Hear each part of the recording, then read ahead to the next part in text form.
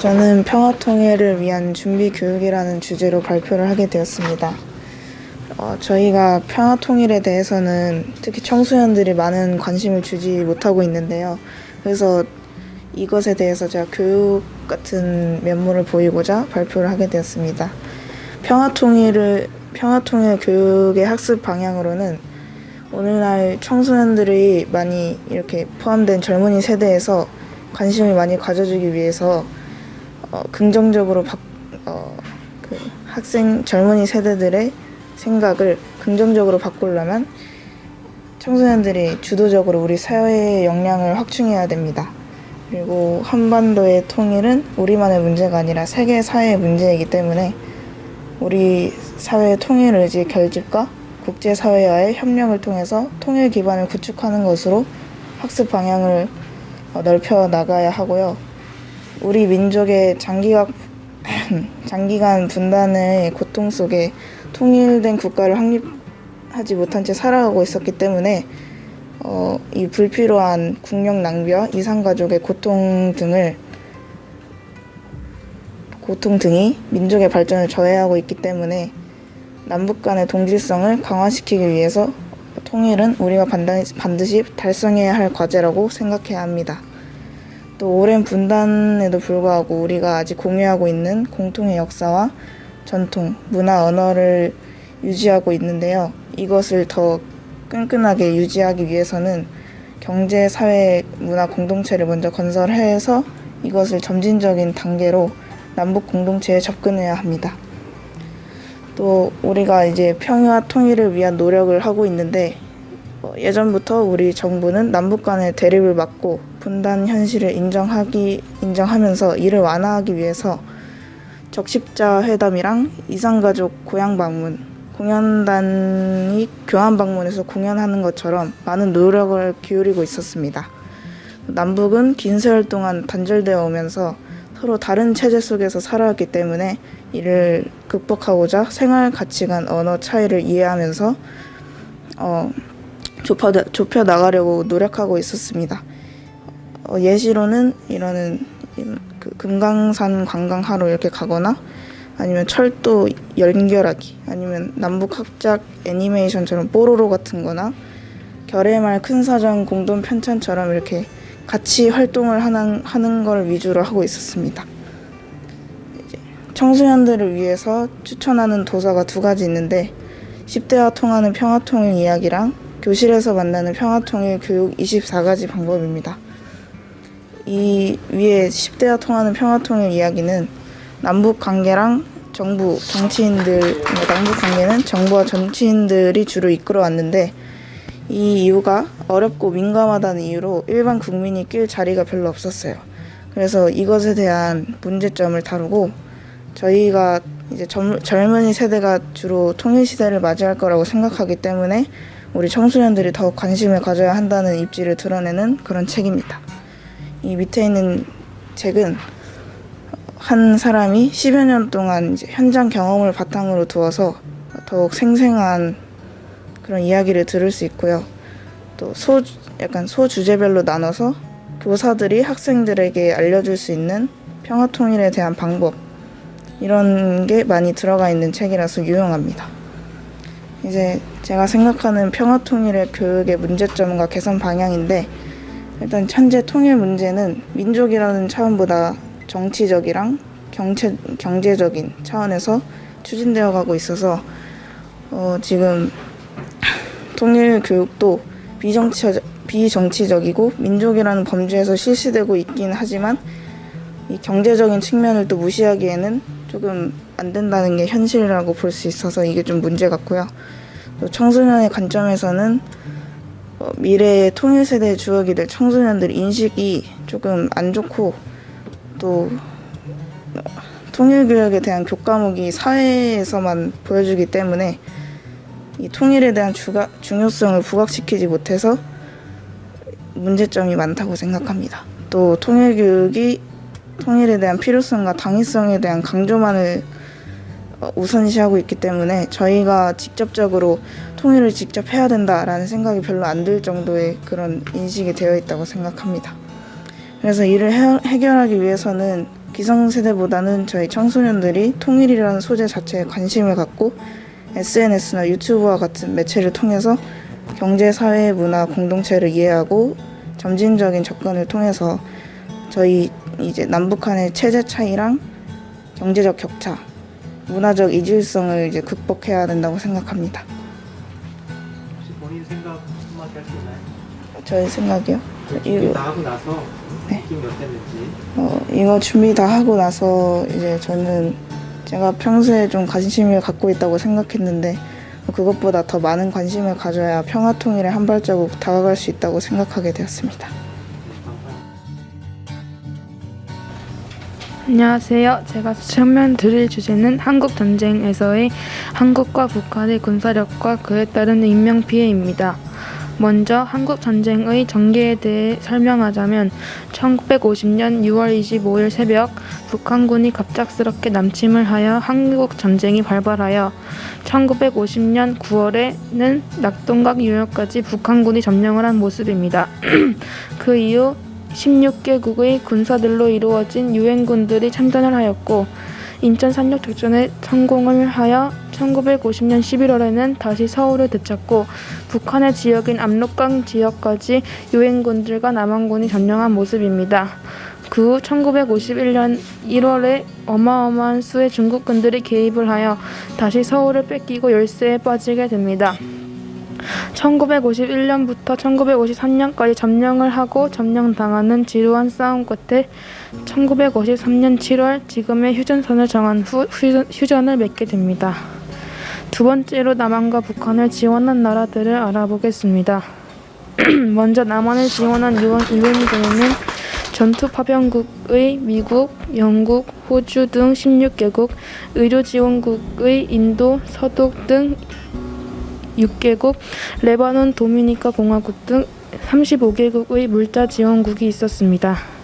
그리고 북한을 지원한 나라들은 중국, 소련 2개국의 전투파병, 체코, 동독, 폴란드, 헝가리, 루마니아 이렇게 6개국의 의료 지원이 있었습니다.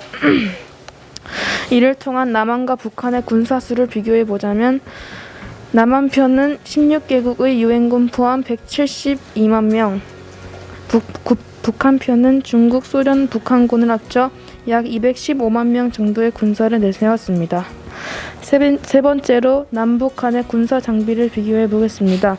먼저 지상 화력을 살펴보겠습니다. 한국군의 곡사포는 91문, 북한군의 곡사포는 총 720문, 한국군의 대전차포는 140문이었고 북한의 대전차포는 550문, 한국군의 박격포는 960문, 북한의 박격포는 2318문, 한국군의 장갑차와 전차는 28대, 북한군의 장갑차와 전차는 총 296대로 큰 차이를 보였습니다. 해군으로 가보면 국군의 전투함을 모두 합치면 55척, 북한군은 어뢰정 30척이었고 전투함의 수는 집계가 불가능하였다고 합니다. 세 번째로 공군으로 가보자면 한국군의 전투기 및 연락기는 22대, 북한군의 전투기, 폭격기와 연락기는 총 211대였습니다. 마지막으로 양편의 인명피해에 대해 설명하겠습니다. 전쟁으로 인해 아주 정확한 수치가 존재할 수는 없지만 유엔이 조사한 통계에 따르면 남한편의 유엔군과 남한군들의 인명피해는 약 150만 명이었고 북한편의 인명피해는 약 157만 7천 명이었습니다. 이상으로 군사력으로 본 한국 전쟁에 대하여 설명을 마치겠습니다. 본인 생각은 없어요? 이걸 조사하면서 자기가 느낀 점. 이 자료를 조사하면서 원래 알지 못한 역사들을 알 수 있어서 좋았고 지금의 우리나라가 있는 데까지 많은 사람의 희생이 있는 걸 꼭 기억해야 된다고 생각했습니다. 저는 인천 상륙 작전의 한 동영상을 보고 오늘의 대한민국이 있기까지의 노력한 보이지 않는 숨은 영웅에 대해 관심을 가지게 되었습니다. 저는 대한민국의 오늘을 만든 숨은 영웅, 홍은혜 여사와 그 부부의 이야기에 대해서 알려드리도록 하겠습니다. 우선 해군의 어머니인 홍은혜 여사는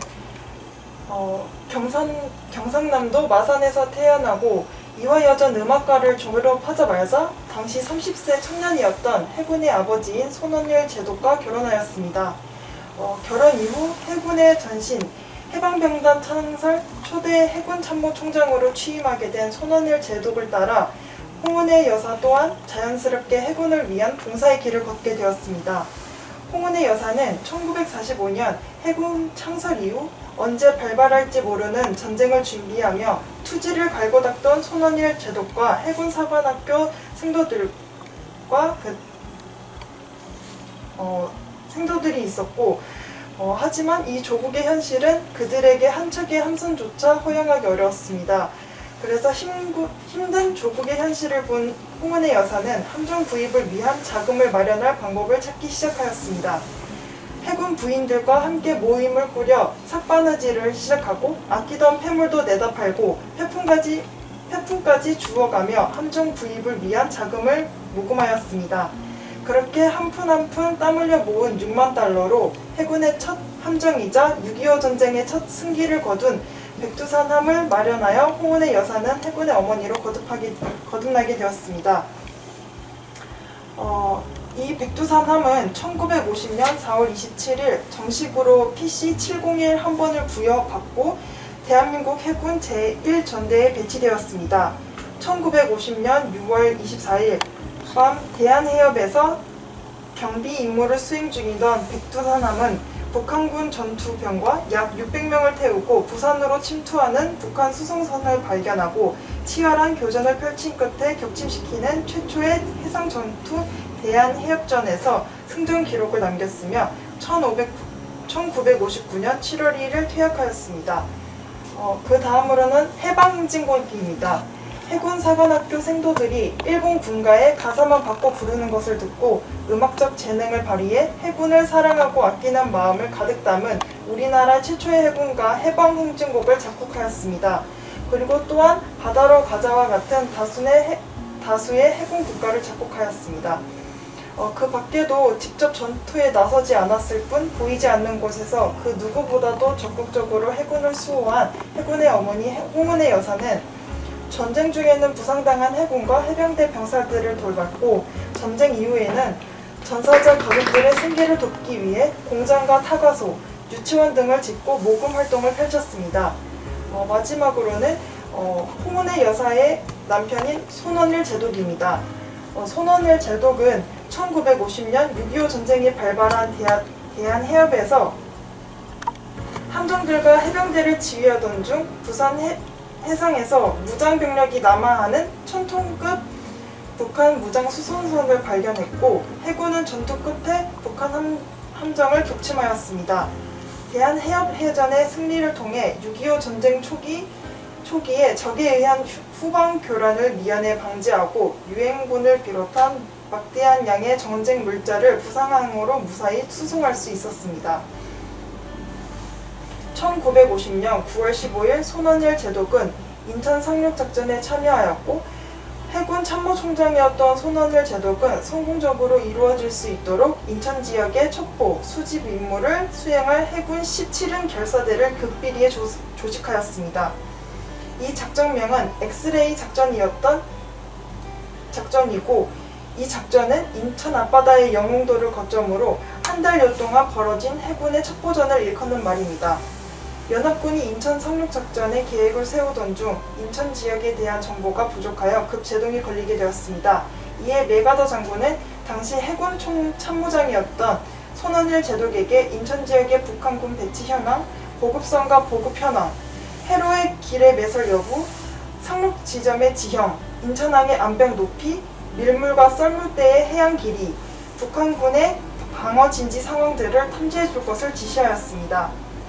엑스레이 작전을 통해 국군과 유엔군은 극비리에 북한군의 정보를 수집할 수 있었고 이는 인천 상륙작전의 성공으로 이어졌습니다. 인천 상륙작전 이후 1950년 9월 28일 서울을 수복했을 때는 국군 최고사령관으로서 국군과 유엔군은 수도 서울을 탈환했다라는 포고물을 발표하기도 하였습니다. 저는 이런 내용들을 접하게 되면서 한 전투, 한 작전이 성공적으로 끝날 수 있었던 것은 한 사람의 노력뿐만 아니라 많은 사람들의 노력과 희생이 있었기에 가능했다고 생각합니다. 역사책에 쓰인 한 사람의 이름뿐만 아니라 그 작전이 성공적으로 끝날 수 있게 희생한 많은 사람들의 노고를 기억해야 한다고 생각하게 되었습니다. 네, 안녕하세요. 저는 이번 자료 전시회 조형 제작 맡은 자원봉사자 김민혁이라고 하고요. 제가 만든 거는 여기 보이시는 이 총기 모형들인데요. 이렇게 두 가지 총인데 하나는 M1 게런드, 하나는 M1 카빈이라고 해요. 근데 그 중에서 저는 이 약간 작은 거 M1 카빈이라는 총에 대해서 다뤄보려고 하는데요. 우선 M1이라고 하면 미군에서 부르는 제식명이에요. 게런드라는 개발자, 존 씨 게런드라는 개발자의 앞에 이름 따서 게런드라는 이름이고, 이 카빈이란 총은 기병총, 그러니까 말을 타는 병사들이 쓰는 총이라는 의미입니다. 주로 움직이는 말 위에서 긴 소총을 쓰기는 어렵기 때문에 길이가 짧고 가벼운 소총을 만들어 썼는데 그게 카빈이라는 용어의 유래고요. 그래서 현재는 물론 지금 시대에 기마병이 쓰이진 않지만 이 카빈이라는 말이 계속 남아서 지금까지도 여러 총기 명칭에 자주 쓰이고 그래요. 그래서 뭐 FPS 게임 좋아하시는 분, 서든어택 이런 거 하시면은 M4 카빈 이런 거 보실 수 있을 텐데, 그래서 그 카빈이란 말이 여기서 유래가 됐습니다. 그래서 개발은 1983년 미 육군 병기과에서 제안된 총기 도입 사업에서 시작됐습니다. 1차 세계대전의 경험을 바탕으로 일반 소총과 기관총 사이에 위치한 좀 가볍고 짧은 소총을 필요하다 해가지고 제안이 된 총이고요. 그래서 여러 총기 제조사들이 참여했지만 그 중에서 최종적으로 1941년 9월에 윈체스터라는 회사의 기종이 채택돼서 탄생하게 됐습니다. 그 이후에 이제 1945년 9월 2일에 종전선언과 함께 생산이 중단됐고, 그때까지 생산된 총기는 대략 600만 정이 넘는 수로 굉장히 많은 수가 제작이 되었습니다.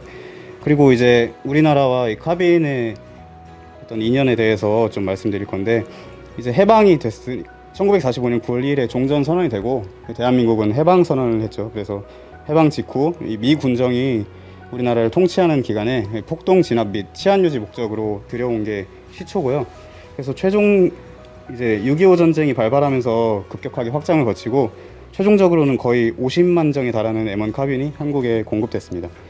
근데 본래 당시 주력 소총은 미군 주력 소총인데 이 M1 게런드라는 소총이거든요. 이제 미군은 이 소총을 주력 소총으로 썼고, 그래서 당연히 한국을 통치하게 되면서 이 소총을 한국군의 주력 소총으로 쓰게 됐는데, 근데 보시다시피 M1 게런드는 카빈이라는 소총보다 조금 더 커요. 실제 길이는 110cm 정도인데, 근데 당시 우리나라 사람들 남성의 평균 신장은 165cm 정도밖에 안 됐기 때문에 이 M1 게런드라는 총은 굉장히 큰 소총이었죠. 그래서 이 90cm 정도가 되는, 그러니까 대략 20cm 정도가 더 짧은 카빈 소총을 한국군이 더 많이 애용하게 됐습니다. 그래서 카빈 소총은 한국인의 체형과 어울리는 가벼운 무게와 짧은 길이 덕분에 이제 최고의 인기를 끌었고, 그리고 6.25 전쟁의 주력 소총으로 부상했습니다. 그래서 1952년 이후에는 M1 게런드보다 더 많이 공급되기도 했습니다. 그렇게 한국 전쟁이 끝나고 베트남전 종전까지도 꾸준히 사용됐고, 심지어 2014년, 그러니까 60년 가량이 사용된 거죠. 그래서 예비군, 특히 향토 예비군의 주력 소총이기도 했습니다. 그래서 이 왼쪽에 달린 거는 제가 느낀 점을 조금 정리해서 쓴 건데요. 사실 세월이 흐르면서 결국 퇴출돼서 지금 세대에서는 모르는 사람이 많아요. 당장에 저는 뭐 총기나 역사, 전쟁사 관련해서 관심이 많아가지고 원래 알고 있는 총이긴 했지만, 저희 아버지 정도만 물어봐서 알까 말까 하지 주변 사람들은 뭐 보통 모르거든요. 그래서 뭐 지금 군대 다녀오신 분은 K2나 이런 거 아시겠지만, 그래서 총도 그렇지만 이 전쟁에 참여하셨던 분들도 똑같이 오래되면서 잊혀지지 않을까, 그런 생각에 조금 제작을 하게 됐고요. 그래서 그래도 거진 반세기 동안 쓰여온 총이기 때문에 대한민국 전쟁사를 논함에 있어서 빼놓을 수 없는 무기이기도 합니다. 그래서 더욱 갖는 의미가 큰 것 같습니다. 근데 이는 그래서 카빈 소총뿐만이 아니라 이를 들고 싸우시던 많은 분들까지 또 빠져서는 안 되는, 대한민국 논한테 빠져서는 안 되는 분이기도 하죠. 그래서 박물관이나 현충원에서밖에 이분들의 이름을 볼 수 없을지도 모르지만, 근데 카빈 소총과는 다르게 우리가 기억하고 그분들의 감사하는 마음을 갖는다면 그 희생 정신과 헌신이 이 카빈 소총과는 다르게 잊혀지고 녹슬고 사라지진 않을 거라고 생각합니다. 네, 이상입니다. 감사합니다. 우리 도서관에 전시되어 있는 전시물에 대한 것을 여러분이 이제까지는 그냥 스쳐 지나가듯이 봐왔지만 그래도 간단하게 지금 얘기를 하고 싶은 것은 한국전쟁, 그 인천 상륙작전 70년이 된 금년에 도서관에서 이런 또 재물포문화갈고에서 전시 계획을 갖고 이렇게 전시를 하게 됐는데 지난 3, 4년 동안도 계속해서 우리의 역사물을 정리를 하고 이렇게 만들어 놓기도 했지만 특히 지난 한 달 동안에 이쪽에 계신 봉사자들도 참여를 해서 한국전쟁, 인천 상륙작전 속에서 칼로 부대의 역할을 특별히 조명하면서 이렇게 전시를 하려는데 여기 보면은 지난 한 달 동안에 만들어진 이 전시물이 결과물들이 여기 담겨져 있습니다. 이렇게 지도를 통해서 만드는 것이 뭔가 하면 여기서부터 여기까지는 한국전쟁의 팩트, 그 당시의 사실 그대로를 정리를 해서 조명을 했고 여기서부터 이 두 번째는 그 당시의 군사력을 비교한 것, 그리고 여기서부터 이 뒤쪽으로는 문화, 특히 소설, 또 영화, 그리고 뮤지컬 이런 것들을 통해서 한국전쟁을 어떻게 조명을 했는가라고 하는 것을 이렇게 정리를 해서 요약을 해서 결과물을 만들었고, 특히 한 학생이 한국전쟁을 통해서 평화 통일을 위한 준비 계획을 어떻게 해야 되겠는가라고 하는 것까지 얘기를 해줘서 70년 전에 우리들의 이야기를 비롯해서 당시로부터 보면 70년 후에 우리가 남북 통일 문제를 어떻게 조명했으면 좋겠는가 하는 문제까지 정리를 함으로 인해서 상당히 큰 의미가 있는 전시회가 됐다고 하는 것을 상상해 보게 됩니다.